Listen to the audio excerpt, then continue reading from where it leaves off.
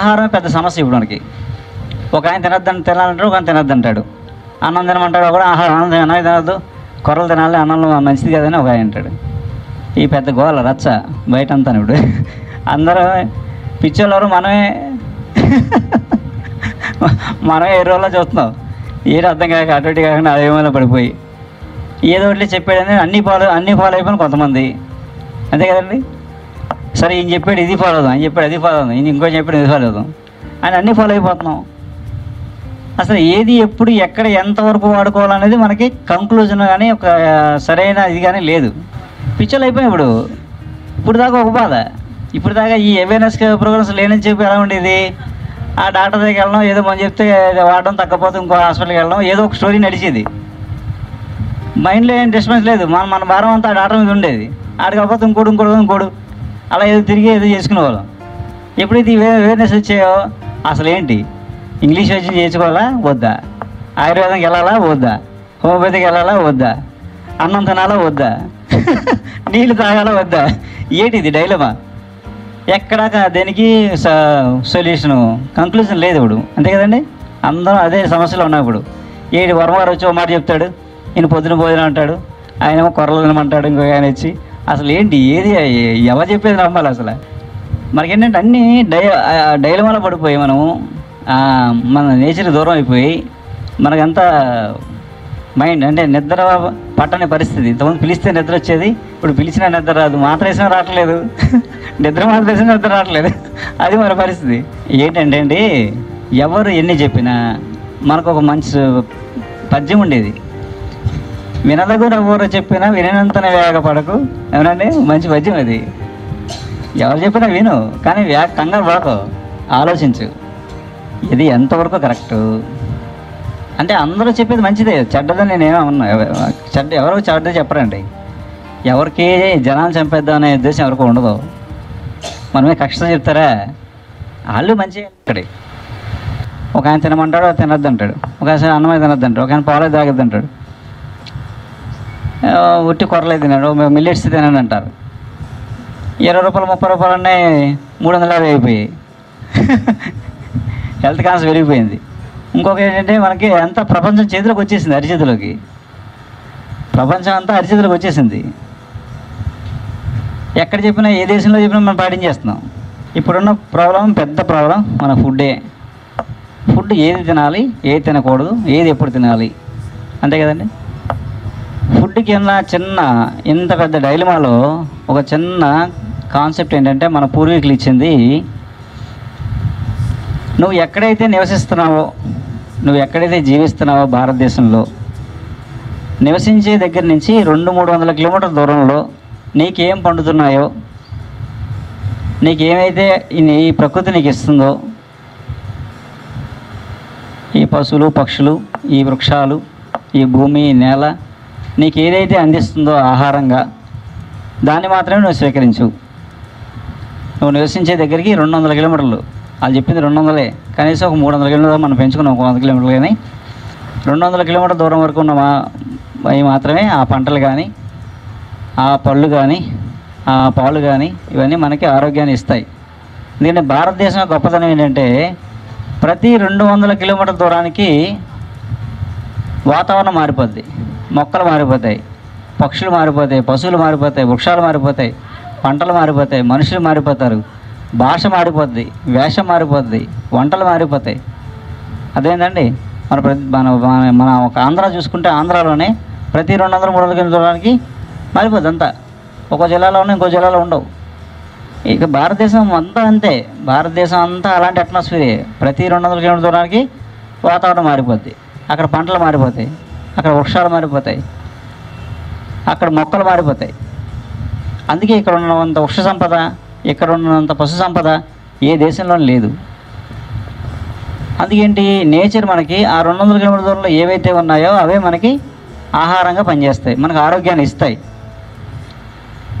మనకి ఏదైనా జబ్బు చేసిందనుకోండి, ఈ 200 కిలోమీటర్ల దూరంలో ఉన్న మొక్కలే మనకి ఎక్కువగా 100% పనిచేస్తాయి.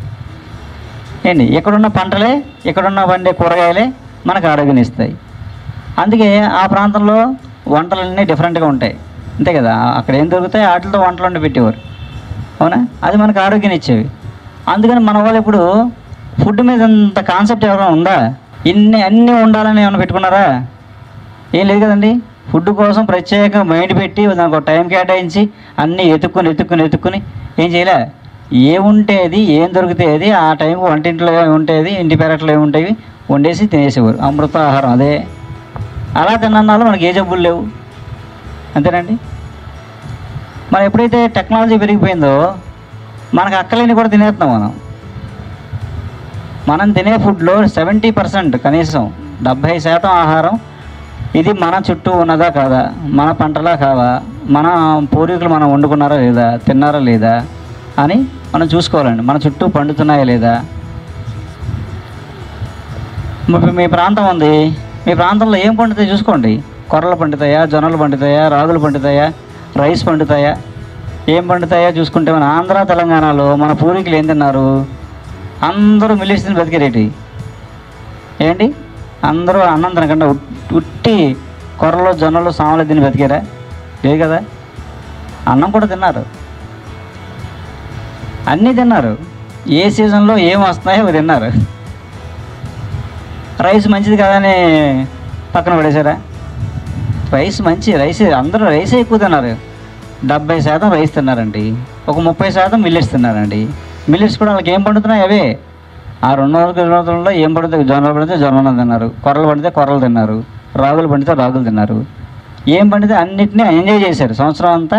అలాగే కూరగాయలు, పళ్ళు, అక్కడ ఏం పండుతున్నాయి అవన్నీ చక్కగా అలా ఎంజాయ్ చేశారు. అందుకే వాళ్ళకి ఏ జబ్బు లేదు. నేచర్ ఏంటంటే ఈ వాతావరణంలో మనం బతుకుతున్నాం, మనకి ఏమి డిఫిషియన్సీ వస్తుందో, ఏ జబ్బు వస్తుందో అది రాకుండా మన చుట్టూనే ఆ నేచర్ మనకి ఇస్తారన్నమాట. అవి మాత్రమే మనకి బాడీకి అబ్జర్వ్ అయ్యి మనకు ఆ డిఫిషియన్సీని తగ్గిస్తాయి, ఆ జబ్బులు రాకుండా చేస్తాయి. మన పూర్వంలో అందరూ రైస్ తిన్నారు. వాళ్ళకి ఏమైనా షుగర్లు, థైరాయిడ్లు వచ్చాయా, ఒబెసిటీలు ఏమైనా వచ్చాయా, ఒళ్ళులు వచ్చాయా? రాలేదు కదా. ఎక్కువ శాతం అన్నం తినడం వల్లే. మన నాన్న, అమ్మమ్మ వరకు చూసుకుందాం పోనీ, ఇంకా అంతకుముందు మనకు వద్దు కానీ అమ్మమ్మ దాకా మనకు తెలుసు కదా. అందరూ రైస్ తిన్నారా లేదా? ఏంటి, రైస్ తిన్నారు కదా. మిగతా కూడా తిన్నారు కానీ రైస్ మనకి ఎక్కువ తెలుసు. ఎందుకు తిన్నారు? రైస్ ఎలా తినాలో అలా తినాలి. రైస్ అంటే పూర్వం ఏం చేసేవారు తెలుసా అండి? ఈ సంవత్సరం పండిన ధాన్యాన్ని 3వ సంవత్సరం తినేవారు, 2 సంవత్సరాలు దాచుకునేవారు. ప్రతి ఇళ్ళ దగ్గర ఉమ్మడి కుటుంబాలు ఉన్నా ఏమన్నా 3 గాదులు ఉండే, గాదులు అంటే ధాన్యం దాచుకునే గాదులు కిందంతా చేసి దాంట్లో గడ్డితో చేసి తడకలతో చేసి మట్టి మెత్తి గాదులు చేసి పైన కప్పేసి ఉంచేవారు. ఈ సంవత్సరం దాంట్లో వేసేవారు. ఇంకో గాదిలో ఇంకో సంవత్సరం ధాన్యం వేసేవారు. ఇంకో గాది ఉండేది. అప్పుడు ఎప్పుడు తినేవారు? ఈ 2 ఏళ్ల క్రితం ధాన్యం ఆడించుకొని తినేవారు. అప్పుడు మనకి ఏం చేయాలి? ఆడించుకొని దంచుకొని తినేవారు, పాలిష్ లేకుండా తిన్నారు. అంటే ఎలా తినాలో అలా తిన్నారు కాబట్టి ఆ రోజు ఏమీ రైస్లో గ్లూకోజ్ లేదు, ఏమీ లేదు, ఎవరికి షుగర్ లేవు, బీపీలు లేవు. మనం అదే రైస్ ఏం చేస్తున్నాం? పంట కూడా పూర్తిగా పంటగానే కోసేసి ఆడేసి మన్నాడు రైస్ ఇంటికి వచ్చేస్తుంది. అది పాలిష్ చేసి తింటున్నాం. గ్లూకోజ్ ఉండకపోతే ఏమవుద్ది? అందులో కార్బోహైడ్రేట్సే ఉంటాయి. ఆ బియ్యం గింజ మీద ఉండే లేయర్, ఆ బ్రౌన్ లేయర్, ఆ పిండి పదార్థాన్ని అడిగించి ఆరోగ్యంగా ఉంచేది. ఆ లేయర్ తీసేసి మనం తింటున్నాం. ఆ లేయర్ అంతా ఏం చేస్తున్నాం? తౌడంతా పశువులకి వేస్తున్నాం. అందుకే వాళ్ళ కళ్ళ ముందు చెంగు తిరుగుతున్నాయి, ఏ క్యాన్సర్ లేకుండానే. మన పనికిరందంతా తిని మనం మంచాన్ని ఎక్కుతున్నాం. మనం చూసి నవ్వుతున్నాయి. పంజాబ్ వాళ్ళు ఉన్నాయండి, పంజాబ్లో గోధుమలు పండుతాయి. అంతేనాళ్ళకి గోధుమలు ఎక్కువ పండుతాయి, రైస్ తక్కువ పండుతుంది. అందుకని గోధుమలు ఎక్కువ తింటారు, రైస్ తక్కువ తింటారు. మనకి ఇక్కడ రైస్ ఎక్కువ పండుతాయి, మిగతావన్నీ తక్కువ పండుతాయి. ఇంకా మనం రైస్ ఎక్కువ తినాలి. అదే లాజిక్. అంటే రైస్ ఎలా తినాలో అలా తినాలి మనం. మరీ పాలిష్ కాకుండా సెమీ పాలిష్. అలాగే మరీ దంపుడు బియ్యం మనకు అరగదు, మనం సాఫ్ట్ అయిపోయింది రాదు మెషిన్. మరీ బ్రౌన్గా ఉన్న రైస్ కడుపుకి వచ్చేది అరగదు, అది సెమీ పాలిష్. అలా అప్పుడప్పుడు మిల్లెట్స్ అలా తినాలన్నమాట. మిల్లెట్స్ కూడా తినాలి. ఎప్పుడు తినాలి? మీకు బాడీలో కొలెస్ట్రాల్ ఉంది, ఒబెసిటీ ఉంది, షుగర్ లెవెల్స్ ఎక్కువ ఉన్నాయి, అప్పుడు శుభ్రంగా రైస్ మానేసి మిల్లెట్స్ తినండి. ఎప్పుడు దాకా? అవి తగ్గే వరకు, బ్యాలెన్స్ అయ్యే వరకు, నెల, 2 నెలలు, 3 నెలలు, 6 నెలలు తినండి. తింటే ఏమవుద్ది? బాడీలో గ్లూకోజ్ లెవెల్స్ అన్నీ బ్యాలెన్స్ అయిపోతాయి. బాడీలో ఉండే ఫ్యాట్, ఎక్స్ట్రా ఫ్యాట్ అంతా బర్న్ అయిపోద్ది. చక్కగా ఫ్రీ మోషన్ అవుతుంది, హ్యాపీగా చెంగుమని మంచి బాగా తయారవుతాం. అప్పుడు ఏం చేయాలి? ఇంకా దాని పని అయిపోయింది. ఎక్స్ట్రా అంతా పోయింది, బ్యాలెన్స్ అయిపోయింది, మనకి బాడీలో అంతా బ్యాలెన్స్ అయిపోయింది, గ్లూకోజ్ బ్యాలెన్స్ అయిపోయింది, ఆ ఫ్యాట్ బ్యాలెన్స్ అయిపోయింది, అంతా బాగుంది. బాగుంది కదా అని చెప్పి మళ్ళీ అదే కంటిన్యూ చేసామనుకోండి, ఏమో తెలుసండి దాని పని ఏంటి, ఏదో దానికి అరగొట్టి బయటికి ఎండ దాని పని, ఆ మిల్లెట్స్ పని మన మజిల్ని డిస్టర్బ్ చేసేసి మజిల్ అంతా పోయి స్కిల్లర్లో తిరుగుతారు. ఈరోజు నేను చెప్తున్నాను కదా, ఒక 3 ఏళ్ళు 4 ఏళ్ళ తర్వాత 5 ఏళ్ళ తర్వాత ఇదే ప్రాబ్లం కనపడుతుంది చూడండి మీరు కళ్ళ ముందు. ఎవరైతే మిల్లెట్స్ కంటిన్యూ అయ్యారో వాళ్ళందరూ ఇదే ప్రాబ్లంతో తిరుగుతూ ఉంటారు. ఇది ప్రాక్టికల్. అందుకని మనం రైస్ని ఇట్లని బ్యాలెన్స్గా తినడం మనం మంచిది.